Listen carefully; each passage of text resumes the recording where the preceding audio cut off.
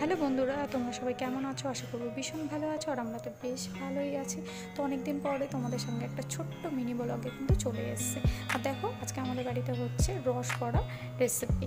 তো রস বড়া বানানোর জন্য যে প্রসেসটা আমাদের বাড়িতে অ্যাপ্লাই করা হয় সেটা কিন্তু তোমাদের সঙ্গে শেয়ার করবো বলে চলে এসেছি ছোট্ট একটা ভিডিওর মাধ্যমে। তোমরা সবাই কিন্তু দেখবে এবং কমেন্ট করে জানাবে তোমাদের এই ভিডিওটা কেমন লাগলো। তো ডালটা ভেজানোই ছিল। তো ভেজানো ডালটা এবার মিক্সিতে আমরা খুব ভালো করে বেটে নেব। খুব ভালো করে প্রয়োজন নেই, একটু দানা দানা থাকলেও কিন্তু কোনো অসুবিধাই হয় না। দেখো, সমস্ত ডালটাই কিন্তু আমাদের বাটা পুরো কমপ্লিটই হয়ে গেছে। তো তোমাদের একবার ভালো করে দেখিয়ে দিলাম। আর ভিডিওটা একটু অন্ধকার লাগছে কারণ ঘরের লাইটটা একটু কম ছিল। তো দেখো, তার মধ্যে সামান্য কিন্তু একটু লবণও দিয়ে দেওয়া হলো।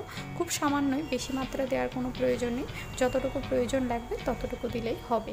তো তারপরে দেখো, হাত দিয়ে খুব ভালো করে এটা মিশিয়ে নিতে হবে লবণটা, এবং মেখেও নিতে হবে। তো আমরা এটাকে মেখে নেওয়ার পরে এবার ফাটিয়ে নেব। তোমরা এটাকে কি বলো সেটা আমরা জানি না। তো আমাকে কমেন্ট করে জানিও যে তোমাদের এখানে এটাকে কী বলা হয়। আমরা এটা কিন্তু বলি ডালটা ফাটিয়ে নেওয়া। তো মা ঠিক সেইভাবে ডালটা কিন্তু খুব ভালো করে ফাটিয়ে নিয়েছে। আর খুব সাদা একটা কালার হওয়া পর্যন্ত কিন্তু ফাটিয়ে নিতে হবে। তো দেখো, মা কিন্তু এখনও ফাটিয়ে নিচ্ছে। আর আমি কিন্তু সাইড বাই সাইড বাকি প্রিপারেশনটা নিয়ে নেব। তো বাকি প্রিপারেশনের জন্য আমি এখানে কী করেছি দেখো, তোমাদের একটা দেখায়। চিনির শিরাটা বানিয়ে নিয়েছি। চিনির শিরার মধ্যে চিনি দিয়ে দিয়েছি আর জল দিয়ে দিয়েছি, দিয়ে কিন্তু এটা গরম হওয়ার জন্য একটা পাত্রে রেখে দিয়েছি। তো একটা পাশে যেমন এদিকে আমি শিরাটা বানিয়ে নেওয়ার জন্য দিয়ে দিয়েছি, অন্য পাশে কিন্তু আরেকটা গ্যাসের ওভেনে আমি কিন্তু তেলটাও গরম হতে দিয়েছি। কেন তেলটাও গরম হতে কিন্তু বেশ টাইম লাগবে, যেহেতু একটু বেশি মাত্রায়। আর দেখো, ডালটাও কিন্তু হয়ে গেছে।